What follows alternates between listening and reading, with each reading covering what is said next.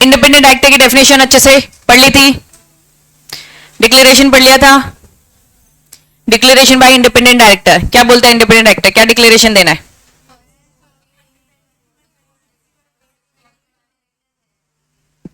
मैं independent director, मुझे appoint कर लिया है। किसने अपॉइंट किया? बोर्ड ऑफ डायरेक्टर ने अपॉइंट कर लिया, ठीक है। जिस दिन मुझे अपॉइंट किया जा रहा है, मैं अपना एक डिक्लेरेशन दूंगी। क्या डिक्लेरेशन दूंगी? कि मैं क्वालिफाइड हूं। मैं ये बोलूंगी इंडिपेंडेंट डायरेक्टर में जो भी क्वालिफिकेशन लगती है मैं उसके हिसाब से सब, है ना, ऑब्जेक्टिव सारी कंडीशन फुलफिल करता हूं। इंडिपेंडेंट डायरेक्टर लंबी चौड़ी डेफिनेशन थी, उस डेफिनेशन में ये बोला था कि आप कहीं से भी कंपनी के लिंक में ना हो, क्योंकि हम चाहते हैं आप इंडिपेंडेंट रहोगे तो आप फेयर डिसीजंस ले पाओगे, काम सही कर पाओगे। हमारे जो normal board of director dependent जो कंपनी के एम्प्लॉय जो वो काम करते हैं उनको सही तरीके से क्या कर पाओगे? गाइडेंस दे पाओगे। क्लियर है? चलो, एवरी आईडी बोले तो इंडिपेंडेंट डायरेक्टर शेल कब बच्चा at the first board meeting. First board meeting कहां से? जब भी मैं अपॉइंट होती हूँ, ठीक है। In which he participate as a director and the first board meeting of every financial year. समझो यहाँ पे तीन बातें हो रही है। कितनी बातें हो रही है? तीन बातें। जिस दिन मुझे अपॉइंट किया वहां से फर्स्ट बोर्ड मीटिंग, हर साल जब भी फाइनेंशियल ईयर खत्म होगा, कब होता है फाइनेंशियल ईयर? 31 मार्च, मतलब अप्रैल में चालू होगा। अप्रैल के बाद अब कोई भी पहली फर्स्ट बोर्ड मीटिंग होगी।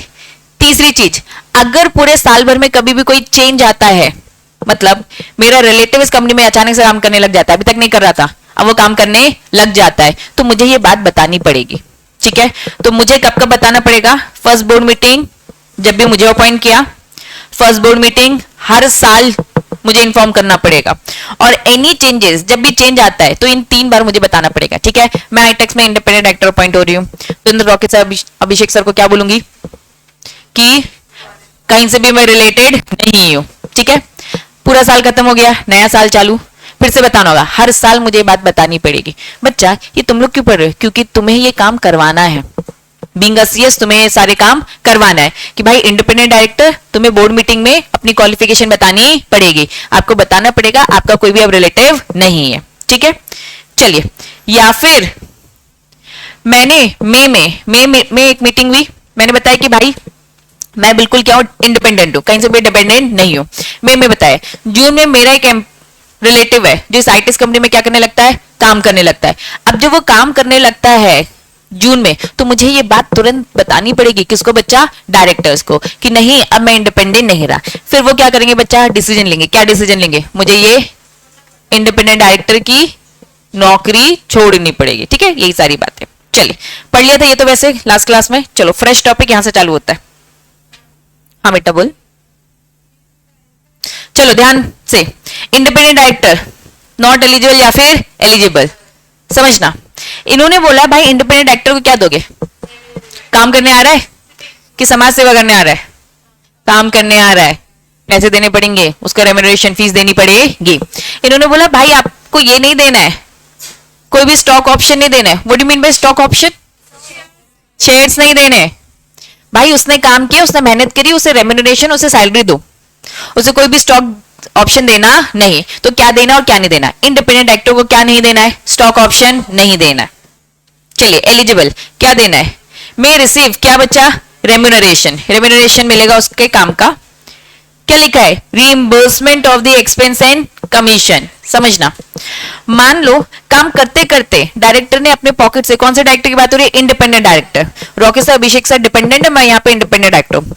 काम करते वक्त, मीटिंग करते वक्त मैंने अपने पॉकेट से कुछ खर्चा कर दिया है, तो कंपनी की रिस्पॉन्सिबिलिटी है मुझे मेरा खर्चा भी रीइंबर्स वापस किया जाएगा। क्या क्या दिया जाएगा? काम जो कर रही है उसका रेम्यूनरेशन।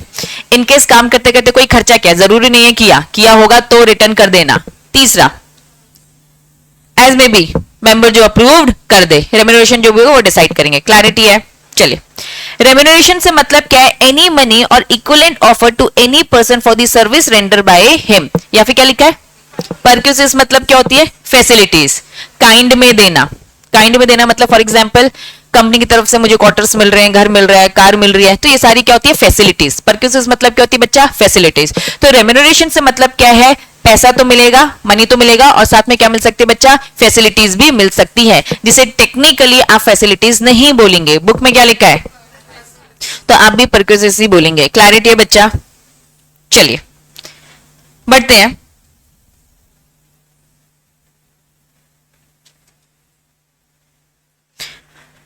अब मैं इंडिपेंडेंट डायरेक्टर इस कंपनी में आ तो गई हूं, कितने टाइम तक के लिए काम करूंगी? 5 कॉन्जिक्यूटिव ईयर। कॉन्जिक्यूटिव मतलब लगातार। 1 साल काम किया, दूसरे साल, तीसरे साल, 4 साल, कितने साल तक? 5 साल तक मैं काम करूं। कंटिन्यू की बात हो रही है, लगातार। On the board of director, on the board में मैं 5 साल तक काम करूंगी लगातार। But shall be eligible for reappointment. मेरा काम अगर कंपनी को अच्छा लगा है तो वो मुझे 5 साल के बाद दोबारा से रीअपॉइंट कर सकते हैं। On the passing of SR, what do mean by SR? Special resolution. Special resolution मतलब क्या है? मेंबर की मीटिंग होगी, इस मीटिंग में बताया जाएगा कि मैं पिंकी इंडिपेंडेंट डायरेक्टर, इनका काम बहुत अच्छा है। अब मेंबर्स हमने आपसे पूछना है कि भाई आप इसको वापस से रिअपॉइंट करते हो, तो अगर वो रिअपॉइंट करना चाहते हो तो एसआर पास होगा। एसआर पास मतलब कि 75% मेंबर क्या बोलेंगे? हाँ बोलेंगे। क्या हाँ बोलेंगे? कि हाँ इनका काम बढ़िया, हम इन्हें आगे रिअपॉइंट करेंगे। क्लियर है यहां तक? चलो, एंड ये बात कहां डिस्क्लोज कर दो? Board report. Board of director जब अपनी रिपोर्ट बनाएंगे तो उसमें लिखेंगे कि ये इंडिपेंडेंट डायरेक्टर वापस से रिअपॉइंट हुआ है। तो कितने साल तक के लिए काम करेगा? 5। काम अच्छा लगा तो और वापस से रीअपॉइंट। लेकिन रीअपॉइंट तब होगा जब एक बार मेंबर से भी पूछा जाएगा। मेंबर की कितने % लोगों की हाँ होनी चाहिए? 75% की। और ये बात बोर्ड रिपोर्ट में भी लिख दो। No independent director shall hold office for the more than 2 consecutive. एक कॉन्जिक्यूटिव में कितने होते हैं? टर्म की बात करो, एक टर्म में क्या होते हैं? 5 साल। पहले उन्होंने बोला 5 कॉन्जिक्यूटिव, तो उन्होंने बोल दिया 2 कॉन्जिक्यूटिव टर्म। वापस एक टर्म में कितने होते हैं? 5 साल। अगर मैंने बोल दिया 2 टर्म है, दैट मींस कितने साल? 10 साल। अब इन्होंने कहा कि रीअपॉइंट हुआ था, पहले मैंने 5 साल काम किए, रीअपॉइंट हुआ तो दोबारा से और कितने मिलेंगे? 5 साल। टोटल कितने होते हैं? 10 साल। इन्होंने कहा अब इससे आगे मत जाओ यार। इन्होंने कहा कैन अपॉइंट, दोबारा से इंडिपेंडेंट डायरेक्टर अपॉइंट हो सकता है 2 साल, 2 टर्म, 5 साल तक तो आप काम करेंगे, लेकिन प्लीज अब 3 साल का क्या ले लो? गैप ले लो। 3 साल का क्या ले लो बच्चा? गैप। 3 साल के गैप के बाद आप दोबारा आ सकते, कोई दिक्कत नहीं है। लैंग्वेज रीड करो बच्चा। Can appoint, yes independent director वापस आ सकते, लेकिन after the expiry of 3 years ceasing to become an independent director. अब मैं आईटेक्स कंपनी को छोड़ दूं, 10 साल तक मैंने काम के लिए बहुत काम कर लिया, ठीक है। 3 साल का गैप और उसके बाद वापस से अगर मेंबर को ठीक लगा तो मुझे वापस से काम पे रख लिया जाएगा। क्लैरिटी है? 3 साल का गैप क्यों किया जा रहा है? लॉजिक बताओ, रीजन बताओ। कनेक्शन खत्म हो जाए। हम कह रहे हैं इंडिपेंडेंट डायरेक्टर भाई इंडिपेंडेंट डिसीजंस लेगा, वो कंपनी से कहीं से कोई भी लिंक में नहीं है। अब आप लगातार 10 साल तक काम कर रहे हो तो आपके लिंक डेवलप हो रहे हैं, आप कहीं ना कहीं कंपनी के ज्यादा सगे हो जाओगे और शेयरहोल्डर को सारी बातें बताओगे नहीं, छुपाने लग जाओगे। 5 साल ठीक है, हमने और 5 साल दिया, लेकिन अब 3 साल का गैप, उसके बाद से आप आ सकते हो, वो भी शेयरहोल्डर के ऊपर है। एंड रुक जाओ 1 मिनट, कंप्लीट कर लूं। During the period of 3 years, इन 3 साल में आपका कंपनी से कोई कनेक्शन नहीं होना चाहिए। अगर इन 3 सालों में स्टिल आपने अपनी कंपनी से कनेक्शन रखा है, दैट मींस आप इंडिपेंडेंट डायरेक्टर हो ही नहीं, अब तो आप ज्यादा सगे हो गए हो, ठीक है।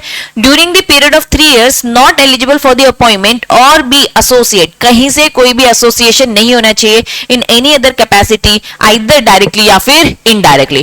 तो कंप्लीट कंक्लूजन ये है, अगर कोई इंडिपेंडेंट डायरेक्टर अपॉइंट होता है तो वो हो सकता है 5 सालों के लिए। 5 साल बाद मेंबर्स में छोड़ा, मेंबर्स को अगर ठीक लगता है तो 75% एसआर पास करके क्या करेंगे और 5 साल दे देंगे, टोटल क्या हो जाता है? 10 साल। 10 साल के बाद वो कंटिन्यू नहीं करेगा, अगर वो स्टिल कंटिन्यू करना चाहता है तो 3 साल का गैप। लेकिन इन 3 सालों में साफ साफ बोल दिया गया है कि आपको कंपनी से कहीं से कुछ भी एसोसिएशन नहीं रखना है, चाहे वो डायरेक्टली हो चाहे वो इनडायरेक्टली। क्लैरिटी है? या तो खुद या तो अपने रिलेटिव के थ्रू भी आपको रखने की जरूरत नहीं है। आप पूछो डाउट क्या बच्चा? हेडिंग देखो, नॉटविथस्टैंडिंग वर्ड का मतलब बताओ, इतनी बार बता चुके।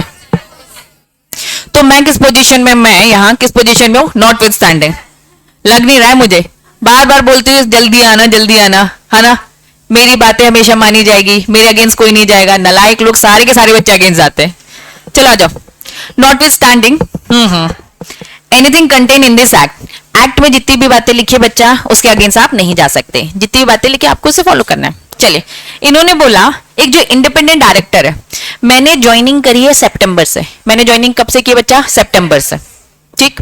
इससे पहले तक कोई और इंडिपेंडेंट डायरेक्टर था, मैं किस काम के लिए लाइबल रहूंगी? इससे पहले वाले लोगों के काम के लिए लाइबल रहूंगी क्या? नहीं, अपने काम के लिए, ठीक है। जिस दिन से मैं अपॉइंट हुई उसके बाद से जितने भी काम होंगे अब मैं उसके लिए लाइबल रहूंगी। या फिर मेरे नॉलेज में, है ना, कभी कभार क्या होता है ये इंडिपेंडेंट डायरेक्टर भी बहुत खेल जाता है ना, नॉलेज में है, जानबूझ के बोलो मेरे नॉलेज में नहीं था, तो ये सारी फिर इन्वेस्टिगेशन का पार्ट होती है बच्चा, वो फिर पुलिस पे छोड़ो, इंक्वायरीज में छोड़ो। Non executive director not being a promoter, और क्या लिखा है बच्चा, केएमपी। इंडिपेंडेंट डायरेक्टर, एक इंडिपेंडेंट डायरेक्टर, फिर एक है इंडिपेंडेंट डायरेक्टर, दूसरा कौन है बच्चा, इंडिपेंडेंट डायरेक्टर के अलावा नॉन एग्जीक्यूटिव डायरेक्टर, नहीं बताऊंगी। नॉट बीइंग अ प्रमोटर, ठीक है, क्या लिखा है, नॉन एग्जीक्यूटिव डायरेक्टर और इंडिपेंडेंट डायरेक्टर, वो प्रमोटर नहीं है, वो केएमपी नहीं है, समझो आप। एक होता है एग्जीक्यूटिव डायरेक्टर और एक होता है बच्चा नॉन एग्जीक्यूटिव डायरेक्टर, दोनों में डिफरेंस समझेंगे। एग्जीक्यूटिव मतलब जो कंपनी के डेली के काम में है, जैसे मैंने एग्जांपल में रॉक्स अभिषेक सर को बोला ये दिन भर यहीं रहते, ये लोग एग्जीक्यूटिव डायरेक्टर है, जो भी रूल्स रेगुलेशन बनाया जाएगा दिन भर का ये काम देखते, डे टू डे पूरा मैनेजमेंट देखते, ये एग्जीक्यूटिव है। नॉन एग्जीक्यूटिव डायरेक्टर जो कि डे टू डे काम नहीं देखता है।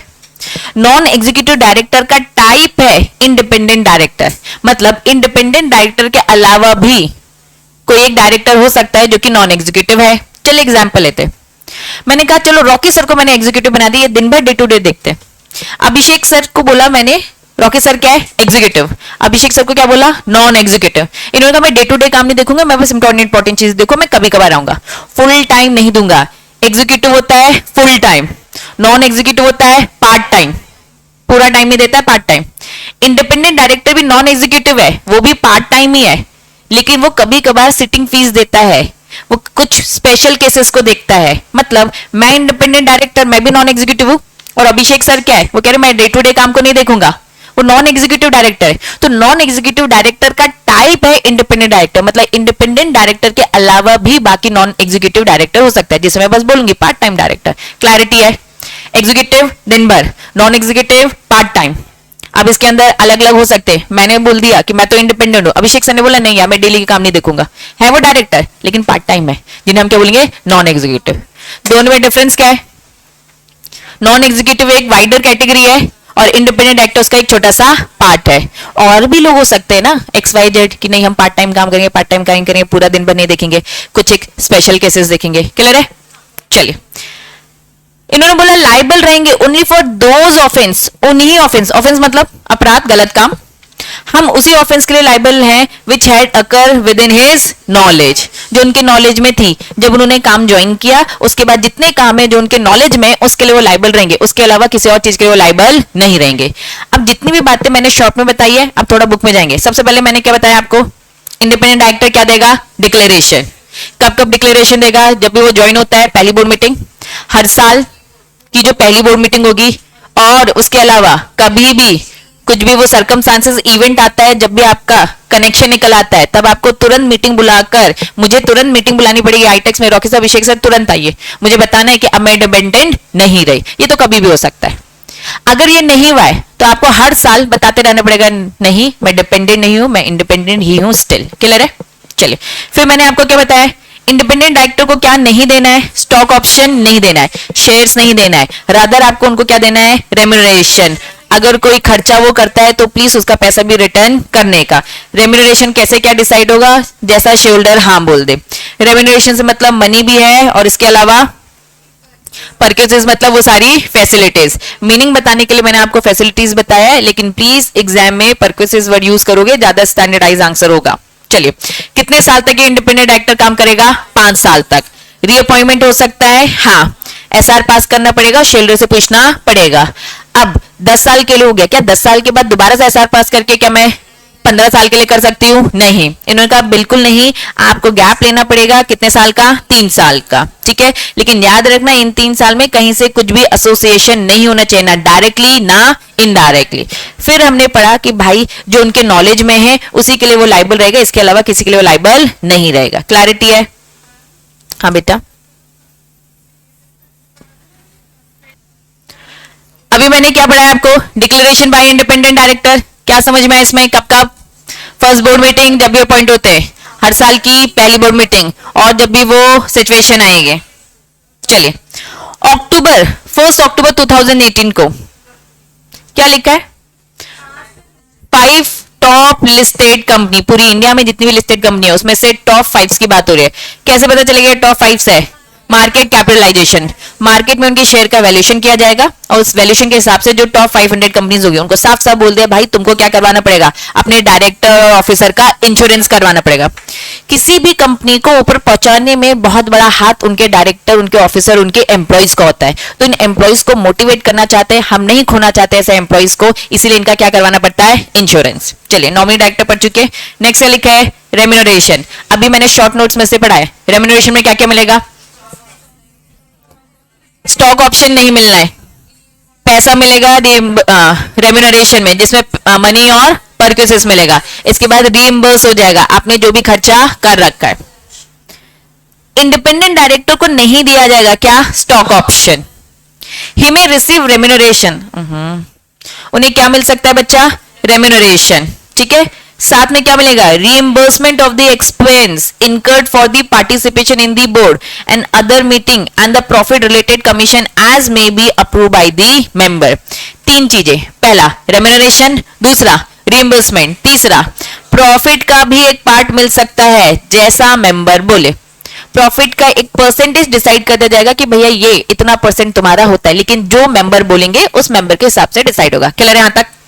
चलिए, अगर कंपनी का प्रॉफिट ही नहीं होता है, मान लो मेंबर्स ने बोला कि क्या होगा? 1% मिलेगा। कंपनी ने क्या बोल दिया? मेंबर्स ने बोल दिया कि जितना भी प्रॉफिट होगा उसका 1% किसको मिल जाएगा? इंडिपेंडेंट डायरेक्टर को।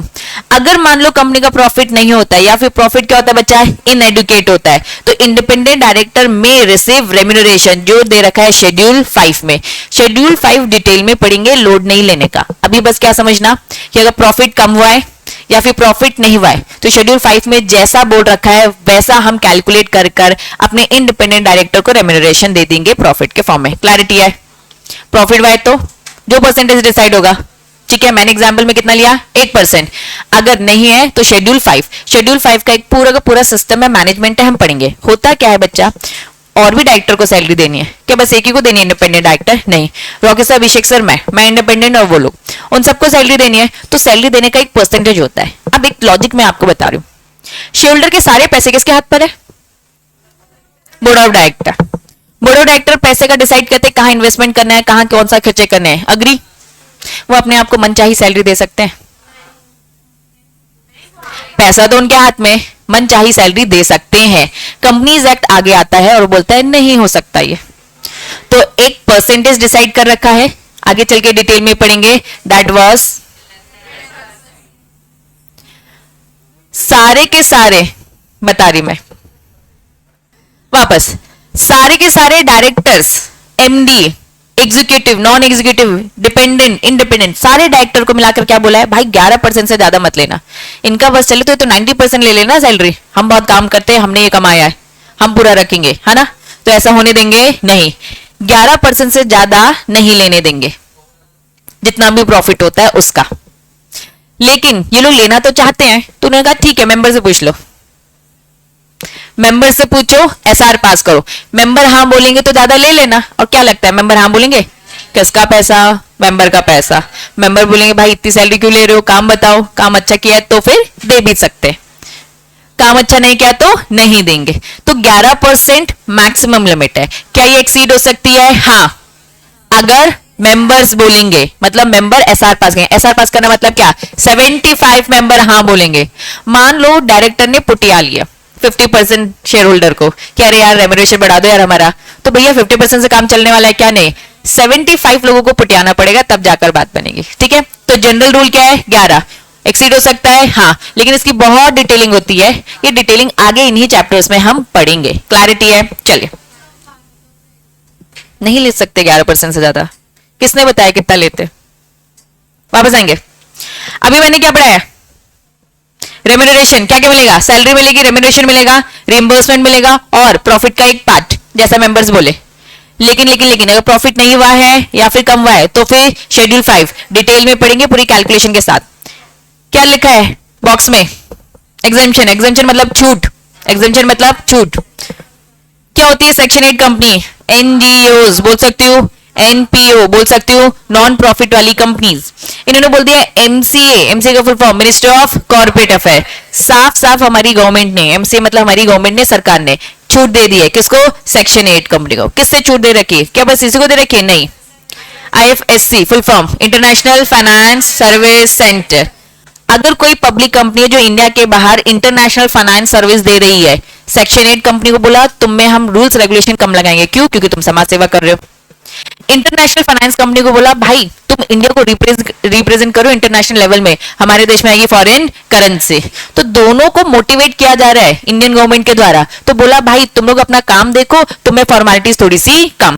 इन्होंने बोला सेक्शन 149(4) से लेकर 11 तक, इस बीच इंडिपेंडेंट डायरेक्टर भी आ जाता है। इंडिपेंडेंट डायरेक्टर सेक्शन नंबर 149 का सबसेक्शन 6, 149 का 12, 149 का 13, ये सारे रूल्स रेगुलेशंस नहीं लगने वाले। मतलब इनमें छूट है, इंडिपेंडेंट डायरेक्टर की फॉर्मेलिटीज आपको फुलफिल करने की जरूरत नहीं है। क्लैरिटी है? Next, terms of the independent director पढ़ा चुकी हूं। कितना टर्म? 5 साल। रीअपॉइंट हो सकता है, हाँ, लेकिन क्या पास करना पड़ेगा? एसआर। अब एक और बार रीअपॉइंट होना चाहता है, नहीं, गैप लेना पड़ेगा 3 साल का। इन 3 सालों में कहीं से भी एसोसिएट ना हो, चाहे वो डायरेक्टली हो चाहे वो इनडायरेक्टली, क्योंकि शॉर्ट में पढ़ा चुकी हूं, बस एक बार वन रीड करना, ठीक है। फिर मैंने आपको सेक्शन 149 का 12, इसमें क्या लिखा है? वर्ड देखो क्या लिखा है। नॉन ऑब्स्टेंट मतलब क्या है? Not with standing. अभी एक नॉट विथ स्टैंडिंग वाला मैंने पॉइंट पढ़ाया था, बताओ वो क्या पढ़ाया था? इंडिपेंडेंट डायरेक्टर जब भी अपॉइंट हुआ है उसके नॉलेज में जो भी काम है उसके लिए वो लाइबल रहेगा, बाकी चीज का रहेगा क्या? नहीं। रीड कर रही हूं। Non obstante clause which provide that independent director and non executive director, समझना, एक है इंडिपेंडेंट डायरेक्टर और दूसरा क्या है? Non executive director. डिफरेंस बता चुकी हूँ। नॉन एग्जीक्यूटिव डायरेक्टर मतलब सारे के सारे part time director. Independent director भी एक पार्ट टाइम ही होता है, जिसको मीटिंग में बस आना होता है, सिटिंग फीस लगती है। चलिए, ये दोनों के दोनों क्या नहीं होते? कंपनी के प्रमोटर नहीं होते, कंपनी के केएमपी नहीं होते। शेल बी हेल्ड लाइबल, लेकिन हाँ इनकी लाइबिलिटी बनेगी। लेकिन इनकी लाइबिलिटी कौन से कामों के लिए बनेगी? इनकी लाइबिलिटी बनेगी the act of the omission and commission by a company had occur with his knowledge, जो इनकी नॉलेज में। अब उनकी नॉलेज में क्या होगा? जब भी वो अपॉइंट हुए उसके बाद के सारे काम उनकी नॉलेज में रहेंगे। विथ हिज कंसर्न, अब मेरी नॉलेज में जितने भी काम हुए उन सब के लिए लाइबल में रहूंगी अगर उसमें कुछ गलत होता है तो। पहला पॉइंट समझ में आया? या फिर कुछ ऐसे काम जिस काम के लिए मैंने अपनी कंसर्न दे दी थी, करा डायरेक्टर नहीं है, मैंने अपनी कंसर्न दी थी, हाँ ये काम कर लो, कल को उसमें कुछ अगर ऑफेंस होता है तो उसके लिए भी मैं रिस्पॉन्सिबल रहूंगी। और क्या लिखा है?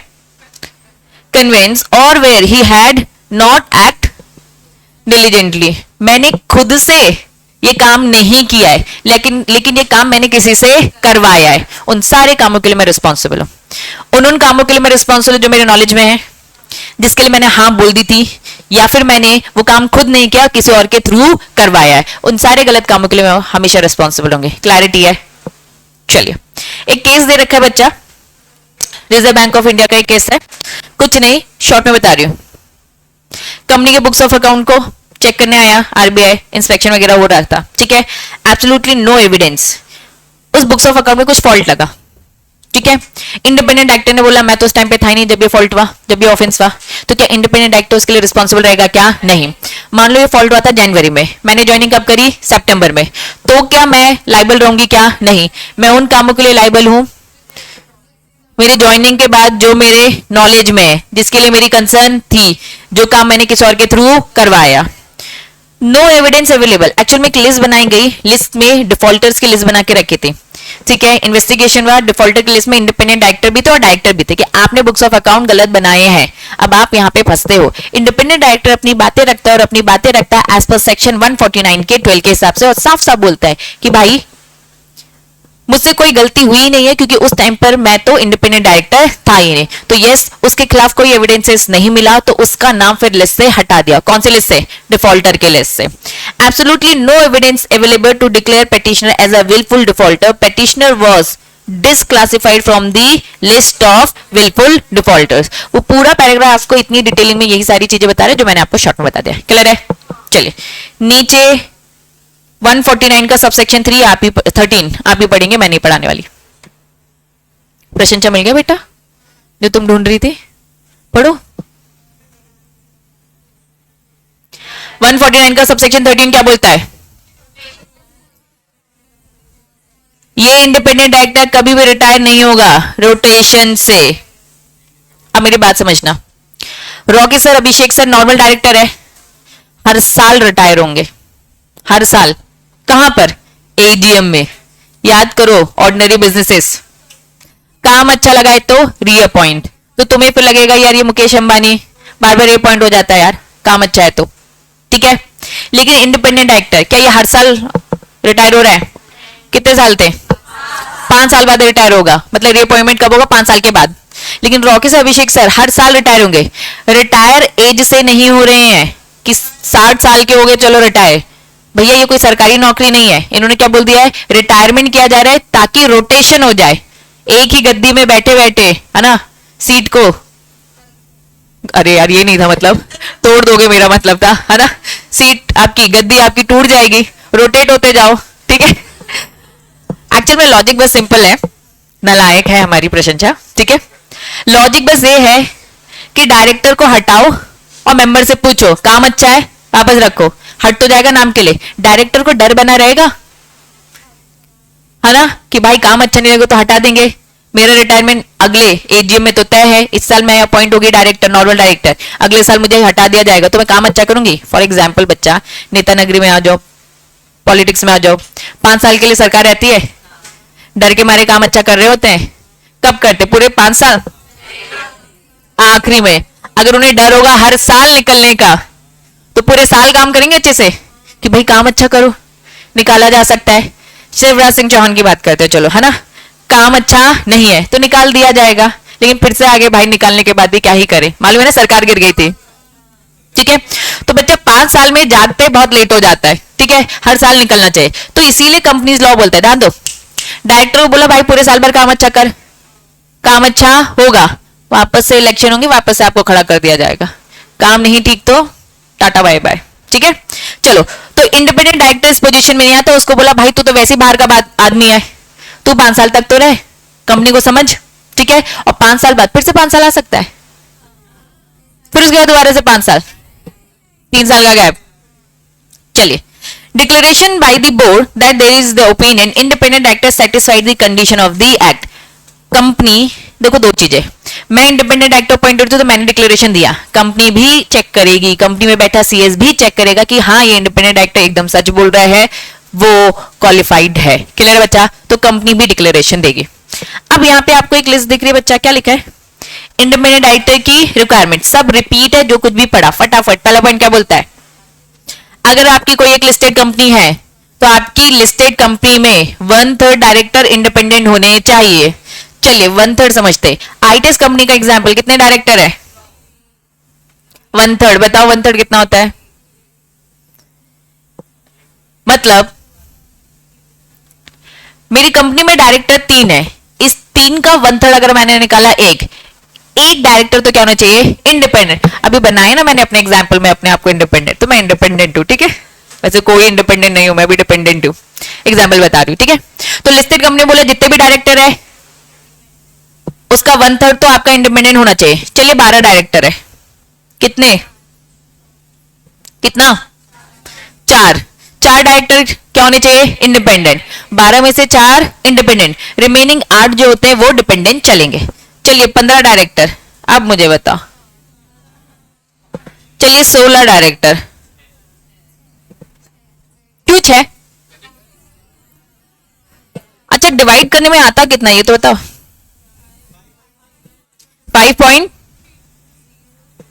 5 आदमी ले लेंगे और एक छोटा बच्चा ले आएंगे ना हम, चलेगा क्या? नहीं।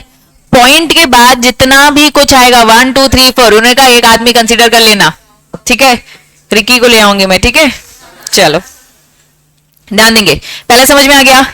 जितनी भी कंपनी है लिस्टेड कंपनी, उनको बोल दिया भाई तुम्हारा 1/3 क्या होना चाहिए? इंडिपेंडेंट। दूसरा, पब्लिक कंपनी है तो 2 डायरेक्टर से भी काम चल जाएगा, दोनों की लिमिट अलग, पढ़ चुके हैं ये। अपॉइंटमेंट कितने साल का? 2 कॉन्जिक्यूटिव टर्म्स, 10 साल बोलू या फिर मैं क्या बोलू बच्चा? Consecutive term. मैंने आपको बताया था एक टर्म कितने का होता है, तो इन्होंने क्या बोल दिया? 2 कॉन्जिक्यूटिव टर्म, ठीक है। चलिए मैक्सिमम 5 साल के लिए रहेगा, यस 2 साल 2 कॉन्जिक्यूटिव हो सकता है, लेकिन एसआर पास करना है। रेम्यूनरेशन में क्या क्या मिलेगा? स्टॉक नहीं मिलेगा, रेम्यूनरेशन मिलेगा। रेम्यूनरेशन के अंदर जाएंगे तो मनी परचेसेस मिलेगा, रिएंबर्समेंट मिलेगा, और शेयर होल्डर चाहे तो प्रॉफिट का एक पार्ट भी मिलेगा। प्रॉफिट अगर उतना है ही नहीं जितना देने का सोचा है। शेड्यूल 5, ये वर्ड याद रखना, शेड्यूल 5 बताऊंगी जब आएगा। नेक्स्ट, इंडिपेंडेंट डायरेक्टर को हर साल रोटेट किया जाता है क्योंकि उनका तो 5 साल है, एप्लीकेबल ही नहीं है। चलिए इंडिपेंडेंट डायरेक्टर की छुट्टी हो गई, वैकेंसी, क्यों वैकेंसी होगी भाई? डेथ हो गया, कुछ भी हो सकता है। Very good. आज मैंने छोड़ दिया इस कंपनी को, इन्होंने कहा जब भी मैंने छोड़ा इसके बाद नेक्स्ट जब भी बोर्ड मीटिंग होगी उसमें मेरी जगह पर एक इंडिपेंडेंट डायरेक्टर को अपॉइंट कर लेना, और 3 months whichever is later, 3 महीने का टाइम है। सितंबर में मैंने छोड़ दिया, आज कितनी तारीख है? डेट बताओ। 19 है, 19 को मैंने छोड़ दिया। बोर्ड ऑफ डायरेक्टर की मीटिंग पहले से तय थी कि उनकी 21 तारीख को मीटिंग होने वाली है, तो उन्होंने कहा कि जो भी मीटिंग होगी मेरे छोड़ने के बाद वो 21 तारीख ऑफ सितंबर या फिर 3 महीने, 3 महीने मतलब सितंबर मिड मान लो अभी, ठीक है, सितंबर मिड से अक्टूबर, अक्टूबर से नवंबर, नवंबर से दिसंबर, मिड ऑफ दिसंबर तक 3 महीने टाइम दे दिया है। या तो नेक्स्ट बोर्ड मीटिंग में तुरंत किसी को ले आओ, खड़ा कर दो मेरी जगह पर, या फिर आपके पास अच्छा खासा 3 महीने whichever is later. Next लिखा है सेपरेट मीटिंग। सेपरेट मीटिंग मतलब इंपॉर्टेंट है,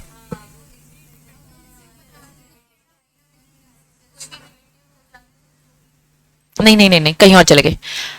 हम 3 डायरेक्टर्स थे, रॉकेट सर, मैं, अभिषेक सर, 2 डिपेंडेंट, मैं इंडिपेंडेंट, करेक्ट। इन्होंने कहा इंडिपेंडेंट डायरेक्टर कोई एक ऐसी मीटिंग होनी चाहिए जो आपकी बिना डिपेंडेंट के, तो मीटिंग में ना कम से कम 2 लोग होने चाहिए, तो मैं तो अकेली पड़ गई, तो एक और डायरेक्टर होना चाहिए।